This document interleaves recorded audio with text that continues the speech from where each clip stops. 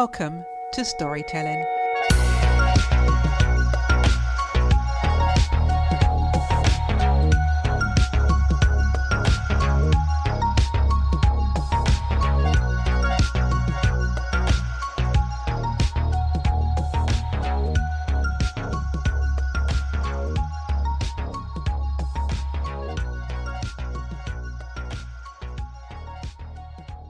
This week's guest is an award-winning spiritual psychology coach and best-selling author, leading edge healer, founder and CEO of A Bigger Mission, and a very proud mum.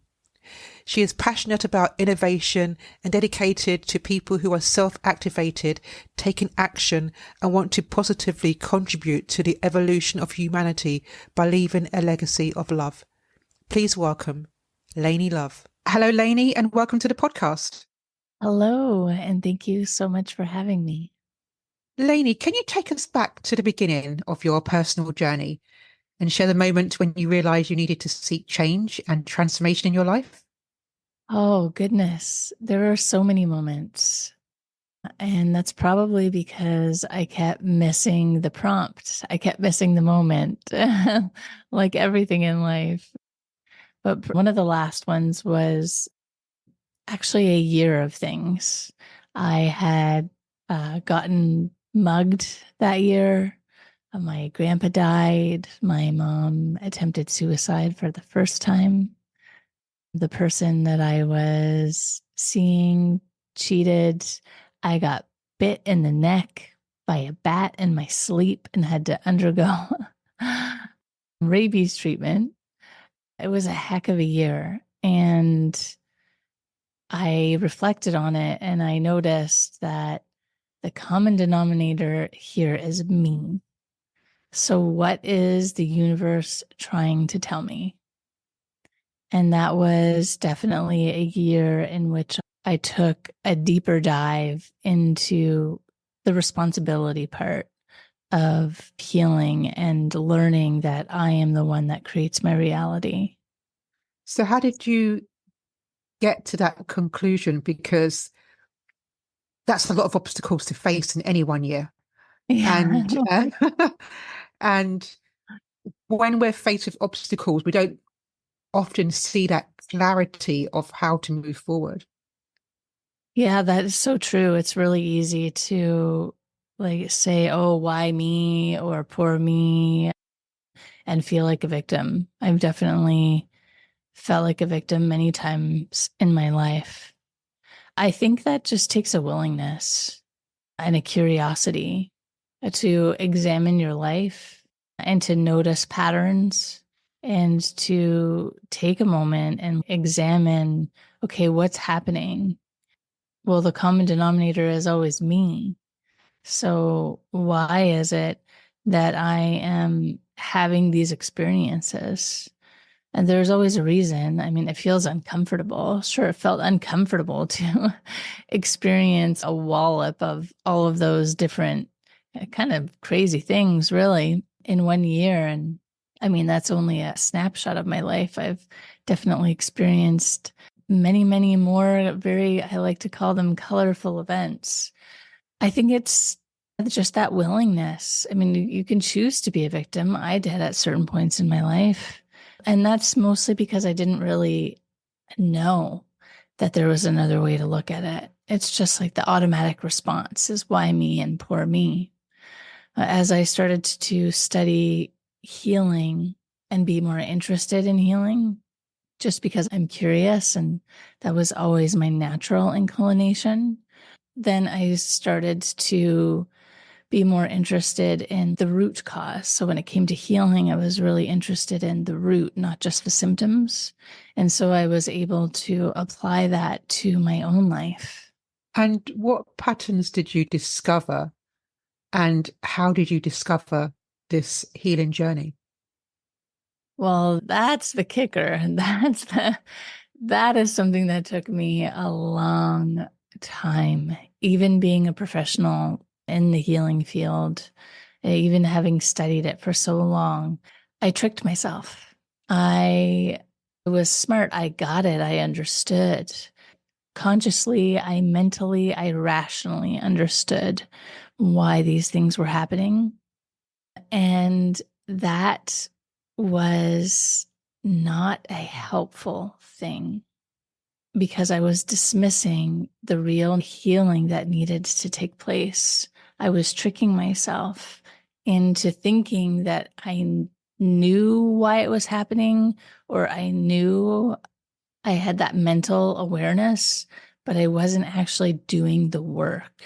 And when I say doing the work, I mean actually clearing the patterns, clearing the traumas, going into those uncomfortable places and healing myself of the stagnant energy or the subconscious programming that needed to take place. So I was getting in my own way. I was holding myself back. I was keeping myself from moving forward because I knew it. I know those things. And therefore, I thought that just knowing them was enough, but it's just one of the steps.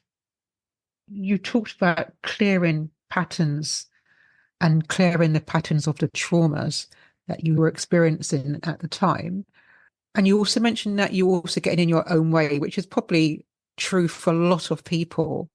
How did you take that next step? How did you go beyond that? How did you become open to seeing your life from a different point of view? Pure and utter anger, rage, and frustration. I have been studying and working in the wellness field and helping other people for, God, at this point, at least over 10 years. So knowing and seeing that these things work, but feeling really angry and frustrated that it wasn't working in my life. And actually even questioning, okay, I know that these things work, but do they really? Because I'm not really seeing the results in my life. Sure, some things have changed, but not really, not enough. And so it was really surrendering. And when I say surrender, I mean just allowing myself to sit with that anger and frustration and acknowledge it. Sometimes I was very overwhelmed by the anger and the rage and the frustration, and that is okay. But it was really connecting to those feelings and struggling with them, frankly, because sometimes they would overwhelm me and consume me. And I would be a person that I didn't really like. I didn't really know, and I didn't really want to be. But I didn't really understand or know what to do to create the change that I wanted, I deserved, I needed, I dreamed of, I desired, all of those things. I really felt forsaken. And so there's two paths to take, really. I could choose to continue to just be angry and frustrated and be steadily become a person that I didn't really like and didn't want to be. Or I could know that there has to be a solution. And although I haven't found it yet, I get to keep trying. I get to keep searching. And that's what I chose. I just chose not to give up and to keep going and searching. And it took exploring and experiencing a lot of different modalities. Like when I say a lot, I probably mean, I don't know, like 30 or 40 different modalities, and not just trying it like once or twice, like committing to things for months or years and seeing what the results of that would be. What I discovered is that everything works, but it's just choosing like the right tool at the right time. Like if you have a toolbox and you have a hammer and you have a screwdriver, pliers, you don't pick up a hammer when you need a screwdriver. They all work, but it's just learning when to apply the right tool. The right tools consist of absolutely working with the subconscious mind, working with your energetic field, working with your physical body. You have to move your body. You have to shift your energetic fields, and you have to reprogram your subconscious mind. And once you can figure out that combination and steadily do the work, that's another thing where I kind of thought, well, you do some of the work and like you do it with somebody else and you've done it with them, so it's done. It's like going to the gym with your personal trainer and then not doing any work on your own. The work is constant. It's never done. And that was another thing that kind of held me back. Sure, yeah, I'll go to the gym today and then I'll go home and I'll eat a bunch of junk food and laze around. And then I'll be curious as to why I'm not getting the results that I want in the time that I want. Because you do the work in a session with whatever healer or therapist or coach that you've chosen. And then when you get home, your life is also the work. Every moment, every day is also the work. There really isn't a break. I mean, there are breaks, and sometimes I take some. Sometimes I just say, I'm good. I'm just going to, I'm going to pause for a second here. But it's a conscious break. And then you get back in and you continue to do the work. It's a daily, it's an hourly, it's a moment to moment practice. The next question is how? How do you program your mind to be different to what it was previously? And how can that really impact and change your life?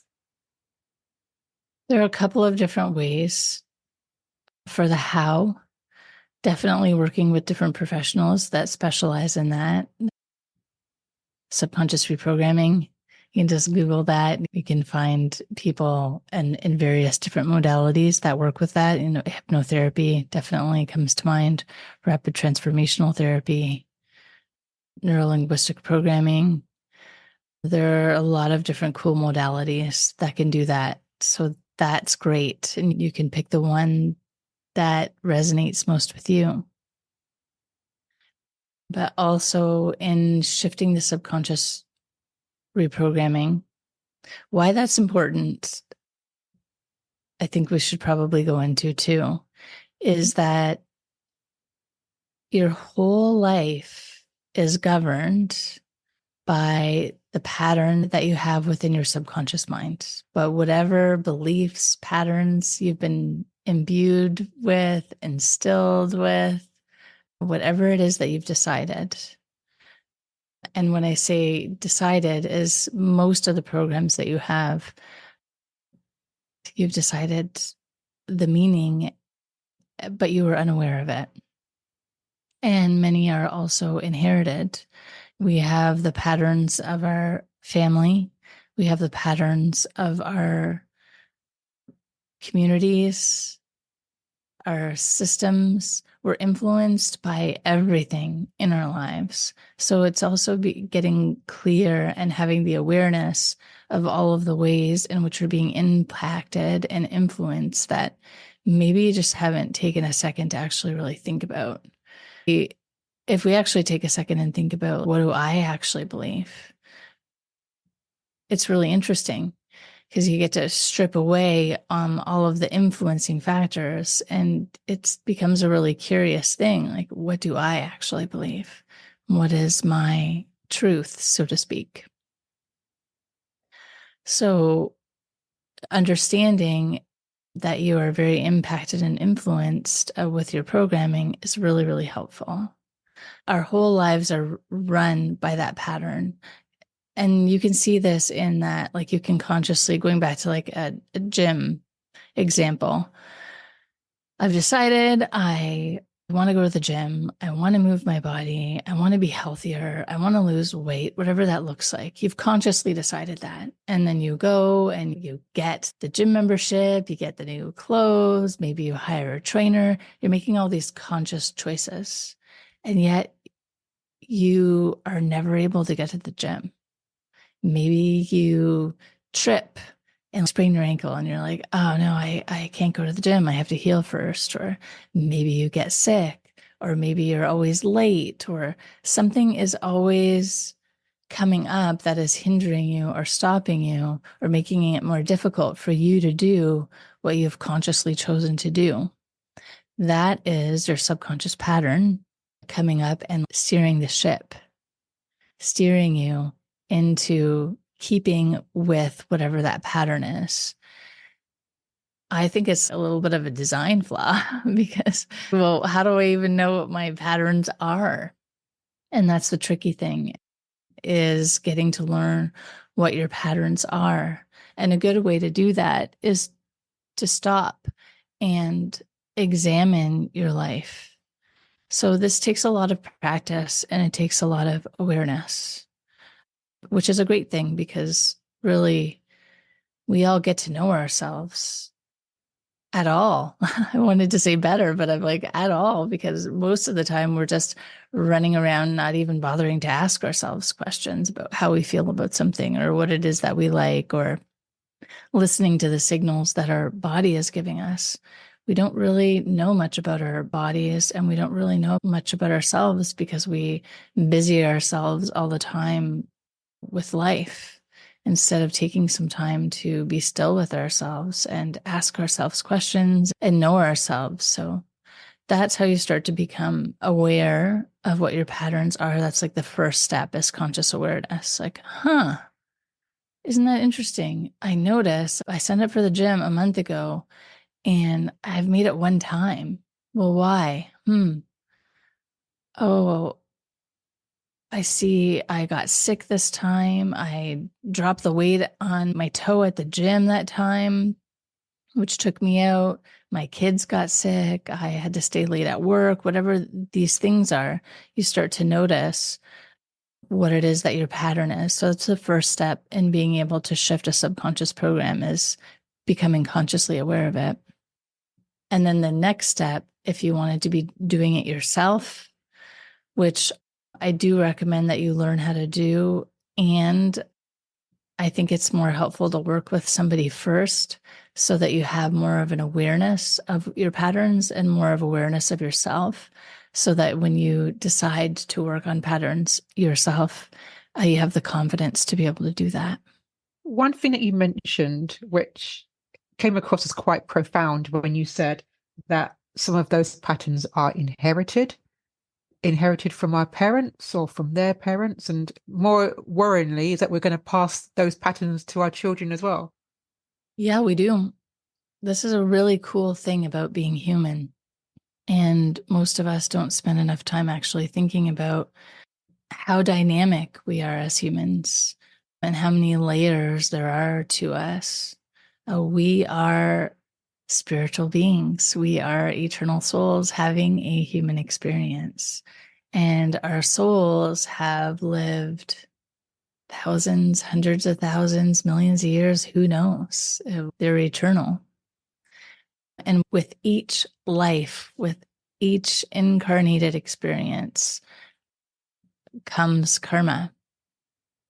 And with each life that we live, we're seeking to balance out that karma and to gain wisdom and experience within our life, within whatever it is that we've chosen. So there are many, many layers of influence. So we have definitely the patterns within the family that we've chosen to have. Sometimes we come in with the intention of being the one that clears that pattern. But yes, we absolutely, we do. We pass along patterns until somebody has decided that they're going to clear it, and they do the work to be able to do that. And how that works is that clears, if you're somebody that comes in and decides your mission in choosing your life, one of your missions is to clear the karma or clear patterns within your particular lineage that moves forward 7 generations and back 7 generations. And this takes the conversation into a little bit more complex ideas, in that there is no such thing as time and everything is happening all at once from a spiritual perspective anyway. So we're capable of doing that. And as we get into the more interesting, dynamic, complicated aspects of what it means to be human, but also going back to what it is that I was speaking about earlier, and that we have many different factors that influence us. collective energy, collective experiences are also influencing us, and same with cosmic influences, which we can definitely understand when we look at something like astrology. We understand that the cosmic energies influence us individually and they influence us also collectively. So there are many different layers in which we're working with and which we can clear. So that's why probably often you hear that the most important work that you do is the work on yourself. Because as you continue to work on yourself, you're shifting more than just your own energy. So going back to the ancestral energy and ancestral karma, if you choose to come in and do the work and shift the pattern within your lineage, that radiates out forwards and backwards, but also collectively. So your one act becomes like empowered by like 14-fold, so to speak. So it's really, really interesting to start to become aware of the level of responsibility that we have as individuals, as how we choose to live our lives and the work we choose to do on ourselves is very, very impactful and can create ripples of change throughout the globe. So, looking back on your journey, what is the one piece of wisdom or insight you wish you had known at the beginning of your quest for self-discovery? I think it's that. I think it's really understanding how much you matter, how much I matter, how much you as an individual matter, how important you are, how valuable you are, how impactful the choices that you make and who you decide to become or be, and how you choose to invest your energy really matters. And that's such a beautiful thing because so many of us feel inspired to change the world, to heal the world, to uplift the world. And how cool is it that by just being your best self, you do that? What's the one advice you would give to someone who feels stuck or they feel lost in their setbacks? What's the first thing that they can do? I definitely, definitely understand that. And I recognize you and I acknowledge you in that space of hopelessness and frustration. The first thing that you can do is allow yourself to feel the feeling. So, what happens, why we become really overwhelmed by our feelings, is we get stuck in a little bit of a cycle because the feelings that we generally avoid wanting to feel are uncomfortable. So, when you're in that little bit of that hopeless state, or frustrated, or overwhelmed, or confused, if you just sit with it and say, okay, I recognize, I acknowledge, I am feeling really angry right now. And just let it wash over you and breathe into it. Breath is magical. It really is magical. Just breathing can create so many changes. So just acknowledge the feeling, let yourself feel it, and breathe. And 9 times out of 10, that diminishes the feeling or takes you like from a level 10 to like a level 6 or 7 within a couple of minutes. And that's a great first step, is just to be able to deplete or diminish the high level of the intense feelings so that you can get back to a place where you can at least be able to take action from more of a conscious state rather than emotionally overwhelmed. And where are you now in your own journey? Definitely more stable and definitely more accepting. And I'm working on trust right now, trust and surrender. Those have been the most challenging ones for me. I definitely feel more peace and ready to take things on and genuinely look at challenges as, oh, cool. All right, there's this challenge is coming up. So this pattern is now ready for me to clear it. And this is the next step on my journey in which I get to work on so then I can get to the next step, because all of these challenges, all of these obstacles, all of these feelings of discomfort is actually just highlighting the next step you need to take to get to where it is that you want to go. Like going to the gym again. You know, when you first pick up a weight and you lift the weight, your muscles are so sore. And that's the signal that it's working, that it's growing, that you're on your way to getting the results that you want. But the people that would then be like, my muscles are sore, I'm not going to do this, it hurts, then they're never going to get the results of what working through that pain and discomfort, what's on the other side of that is health, is strength, is endurance, is vitality. It's the same thing with the emotional things, the challenges that come up where you feel overwhelmed by panic, by fear, whatever that is. It's moving through those emotions to get to what's on the other side of that. Lainey, I think this conversation has been very insightful. And I just want to thank you so much for sharing your story and thank you for being a guest on this podcast.